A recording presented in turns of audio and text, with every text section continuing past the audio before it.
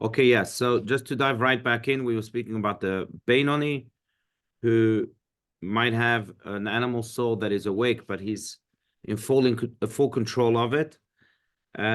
Just the very last idea here, and of course we spoke about the struggle of the Benoni and so on. We're not going to get back into it, but the very last idea was that there are times during prayer, especially like during the Shema prayer and perhaps the Amidah prayer, in which we have such a revelation of the divine soul that in the Benoni, the animal soul is not only just in full control, because it is all the time, but then during those moments, the animal soul becomes dormant, almost non-existent. It still exists, but it's almost non-existent because of the great divine revelation during those times of prayer. That was really the last big idea.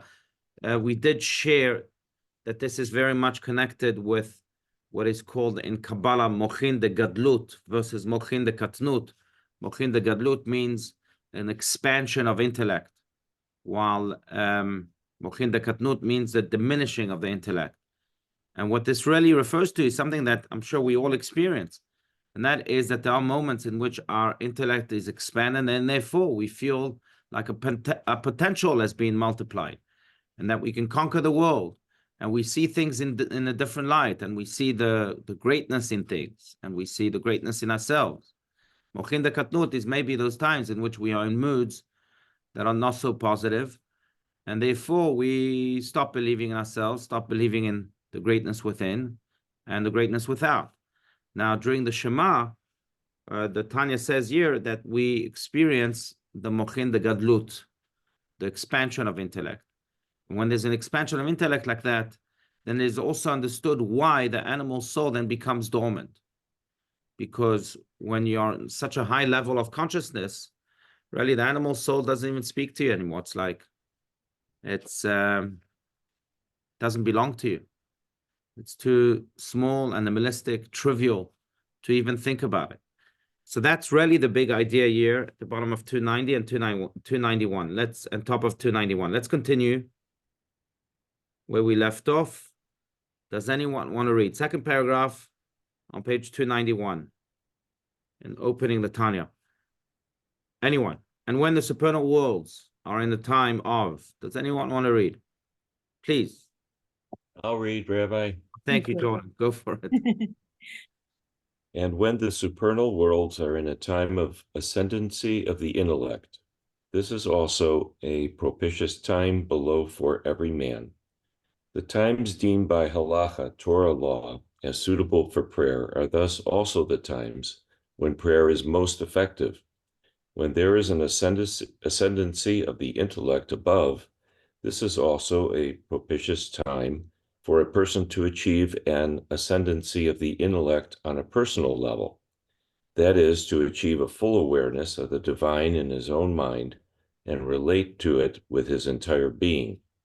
Right. And it is here that we find also one of the great Kabbalistic concepts that speaks of the idea that everything that we experience here below is a reflection of the above and vice versa. What I mean by this, right, this is based on one of the great interpretations of the Mishnah and Ethics of Our Fathers by the Maggid of Mezrich, who says that the verse in the Mishnah that says, Da ma lemala mimcha, that you should know what is above you. In other words, you should know that there's a watching eye all the time. He puts a comma in that verse. And what he says is, Da ma lemala, comma, mimcha, which means you should know that what is above, mimcha, comes from you. The way you are below will be the way the above will react to you or reflect to you. And what this means is that really we are the masters of our own lives, of our own destiny, if you wish. That the more expanded we are here, the more expanded God will be with us. The kinder we are, the kinder God will be with us. We find that in many, many different Jewish customs. But that's also why we increase in charity in moments that we need God to be kind with us most, like before Yom Kippur or before Rosh Hashanah. It's just one aspect. There's many, many other things, but that's because when we are kind, God is kind with us. And therefore, we are the masters of our own lives because we can affect the way God will respond to us. It really all depends on us. Now, it's true for kindness. That's why, again, people give tzedakah when they really need that extra dosage of kindness. But that's also true for the way we think, our consciousness. Yeah, the way that the Tanya is speaking about it. When our consciousness is expanded, when we see the world in a good light, and when we start believing in ourselves in a good, in the best of ways, then God says, okay, you believe in yourself, I believe in you too, and I'll empower you with all the tools that you need to exercise that best self of yours. So the way we function is the way God will respond to us, and the heavens will respond to us. So the greater this mochin that we are speaking about, this consciousness, is the more it is expanded, the more God will also expand his consciousness, so to speak, towards us and give us the tools necessary to actualize all that expanded consciousness sees. You know, there's a great verse that we say every day in the prayer of Hodu. That is really one of the first prayers of the morning prayer, in which we say Hachev picha v'amaleu, which means God is asking us, expand your mouth or open up your mouth, and I will fill it. God can fill a mouth that's not open or that's barely open. He can fill it just a little bit. But the more you expand your mouth, the more God will fill it. And this is really what this is speaking of here. The Benoni, because of his struggle with the animal soul, sometimes gets enmeshed in this struggle. Yes, he's in full control all the time, but it pulls him down. Animal soul wants to pull you down. So it pulls you down because you have to deal with the struggle. But there are moments in which he is free of this struggle, and therefore his consciousness is more expanded. When? During the Shema, during prayer. And that's therefore when we, striving Beinonis, as we may call ourselves, when we also may ask for expanded consciousness from God's standpoint. In prayer, we again have our mouths that expanded, and therefore God can come and fill it. That happens during prayer. That's the secret of prayer. That's really the magic of prayer, dare I say. I just want to relate to a question here on the chat, but just to confirm, the nature of the Beinoni is to constantly shift between Rasha and Tzaddik qualities, like an atom being pulled between electrons and neutrons, or is a normal person a Rasha, and we strive to become the stable level of the Beinoni. So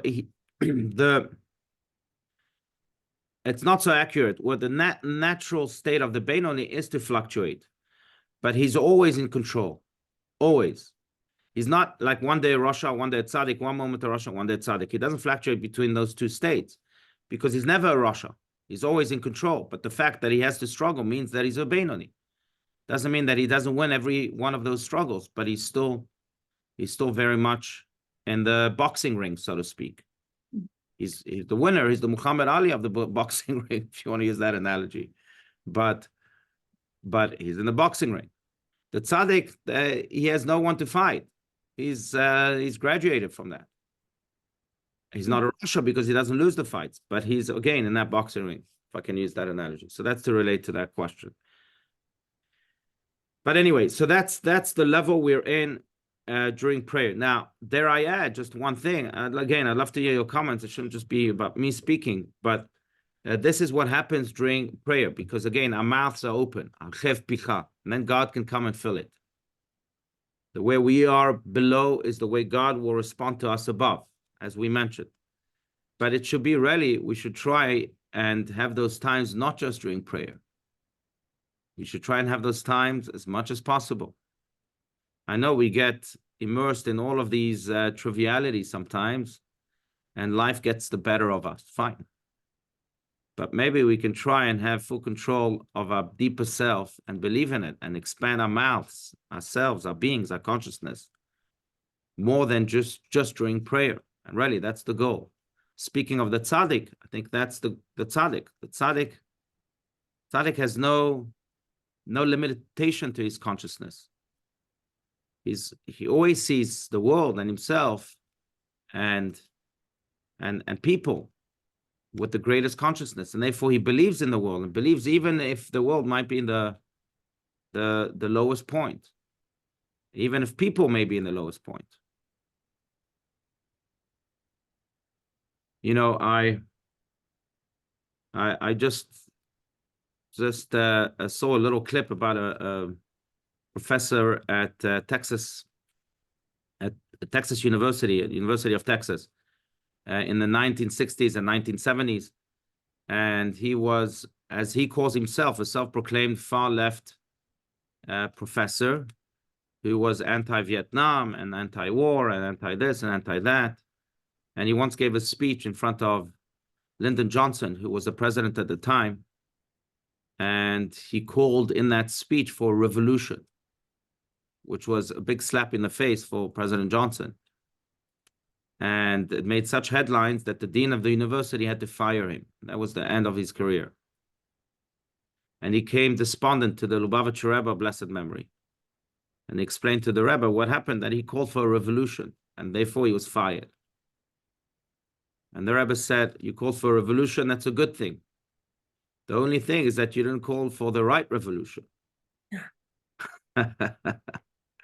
So now you can call for the right revolution, the revolution of goodness in the world, of you becoming more connected to your Judaism. And that changed his life.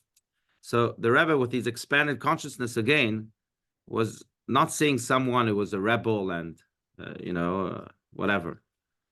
But he was seeing that this guy has tremendous potential. All he needs is to channel his desire for revolution in the right way. That's all.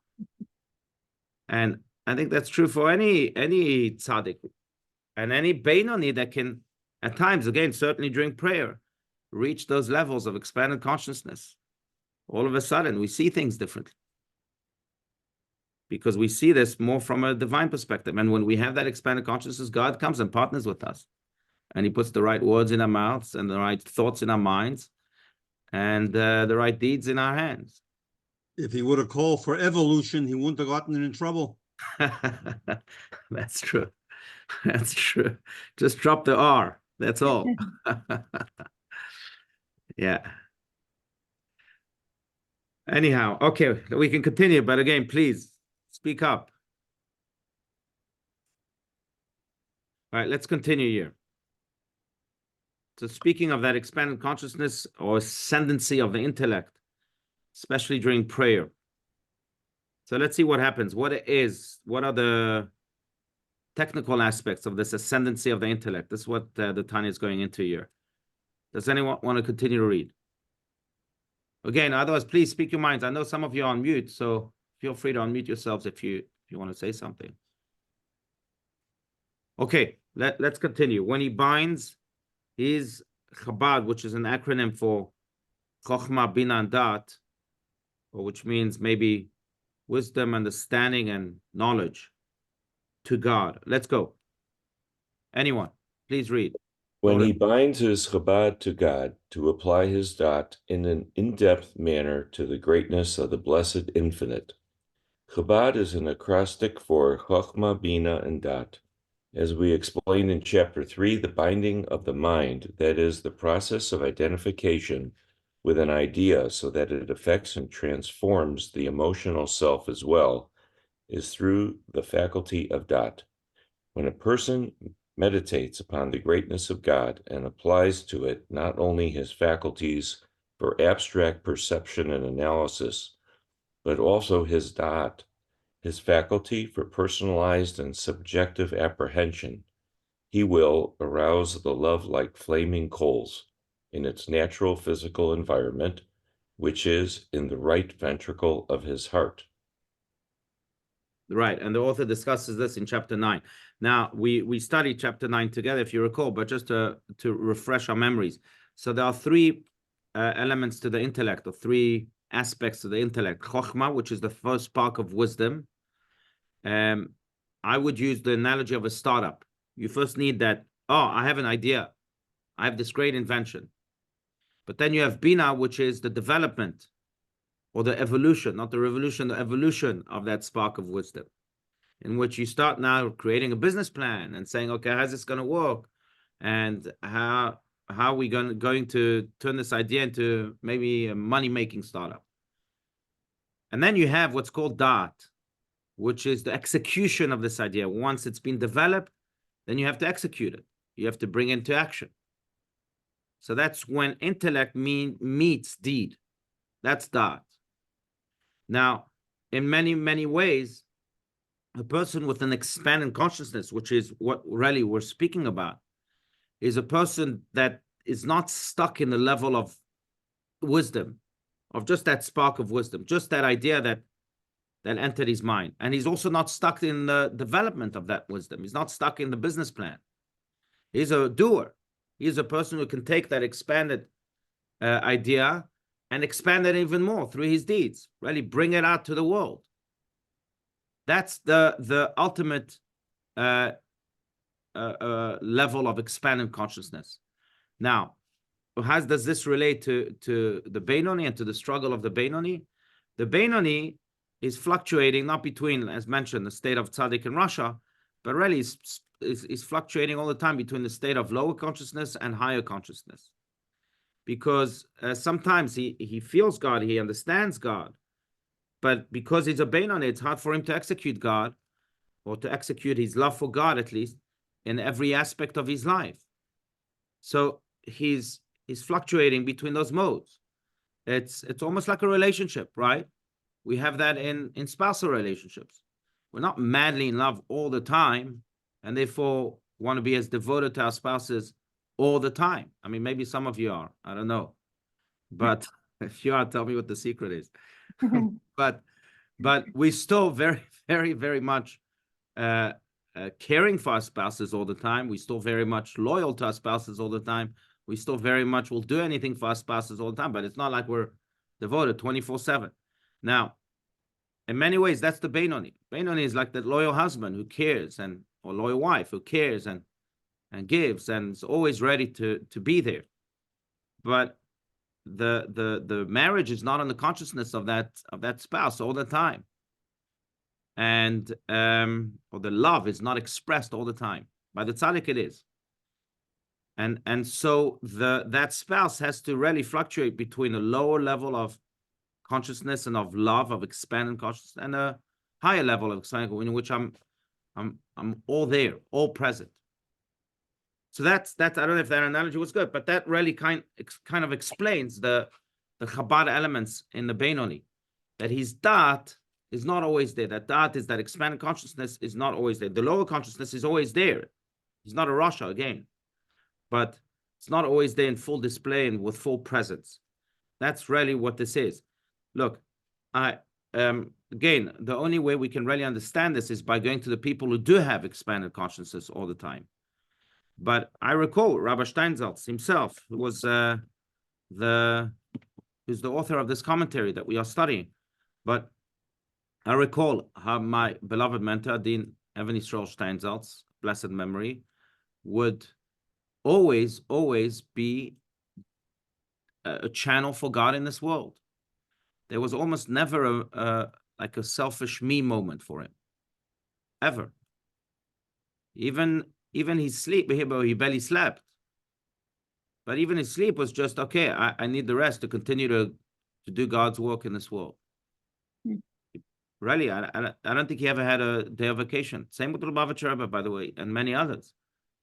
But why? Because they were always on that level of expanded consciousness. I'm always here for you, God. Yeah, I want to do the work, and not only my only here in thought or in my heart, but in action. What I'm doing right now is because I'm doing what I'm doing right now is because God wants me to do what I'm doing right now, not for any other selfish reasons. That is a level that's very high to attain, because we all need our me moments, as they call them. But on the other hand, we should try and minimize the me moments and expand the expanded consciousness moment, and have more and more of those. And that's really the goal of the Beinoni. It's not, again, that the Beinoni is doing sins or anything. Me moments are not bad. That's the Rasha. Let's not get confused. Not bad. They They're just moments of more limited consciousness, which you're not like thinking about God right now. Or you may be thinking about God, but you're not doing what God wants. You're not in the dot connection with God. So that's really what this is referring to. Now, on the other hand, again, we tell the Beinoni that he's capable of reaching that level in which he can be in a dot level of connection with God all the time. But it's a struggle because the animal soul, again, is very much vibrant within.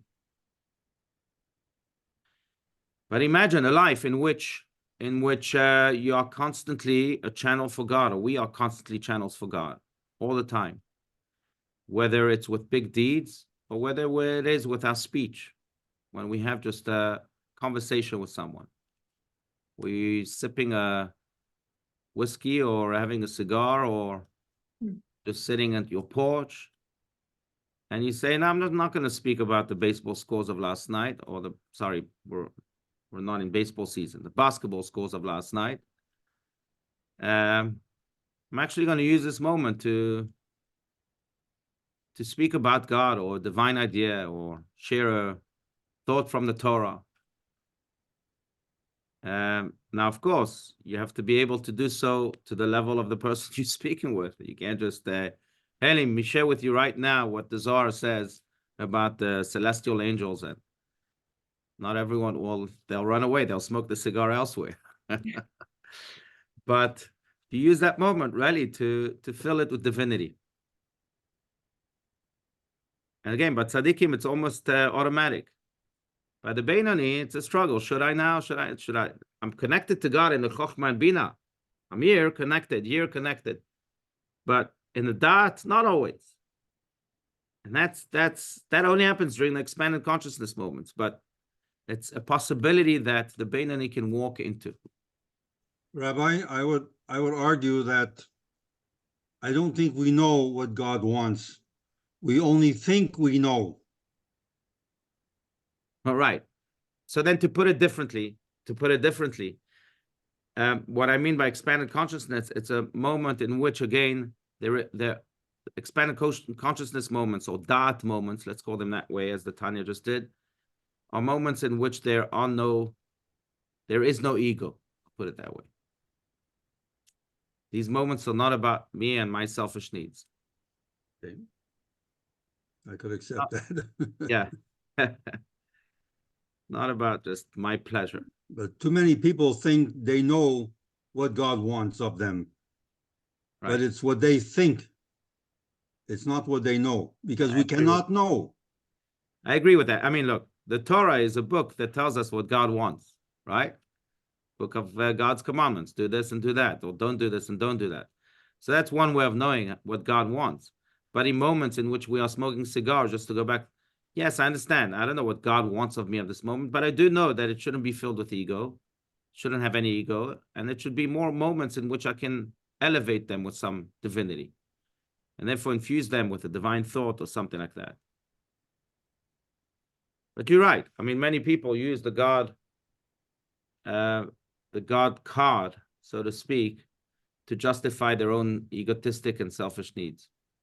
The Talmud is basically arguments, different points of view. That's what the Talmud is all about. Right. Absolutely. As long, again, as there's no ego involved. And for that, the person is not always a good judge towards himself. I think for that to be achieved, we need someone from the outside, a mentor who can guide us, looks at the big picture. Or even a good family member, a parent, a brother, a sister. But I think you need someone from the outside. It's no coincidence that the Mishnah says, Aselecha Rav, Uknelecha Chaver. We forget the other part. Aselecha Rav means impose for yourself a teacher. Don't just choose, impose. Because sometimes that teacher will tell you things you don't like. But does that mean you're going to go now, okay, you're not my teacher anymore, I'm going to choose someone else? No, you have to impose those teachings upon yourself. And then it also says, Uknelecha Chaver. which means purchase, literally purchase, kne. Purchase for yourself a friend. What does that mean? Friends are for sale? But what this means is that you have to invest in that friendship, just like you invest in any purchase. It's not just, Facebook friends that come and go and you can just poke them or click them and click on their pictures and you're good, you're friends. Doesn't work like that. Friendships you have to invest into. Part of that investment also includes what they invest in you, and you have to accept that investment. And sometimes the things that are uncomfortable, and they will tell you, hey, as a friend, I'm telling you, because I'm so invested in you, that this was wrong, or that you shouldn't go in that direction. So I think that helps take away the ego from the picture. And certainly, it then enables for those moments of expanded consciousness to arouse. But I'm glad you brought that up, William, because that in many ways is the goal of the Benoni, to reduce his ego or hope to eliminate it, so that those expanded moments of consciousness can spread and really become the de facto moments or the default moments of the Benoni.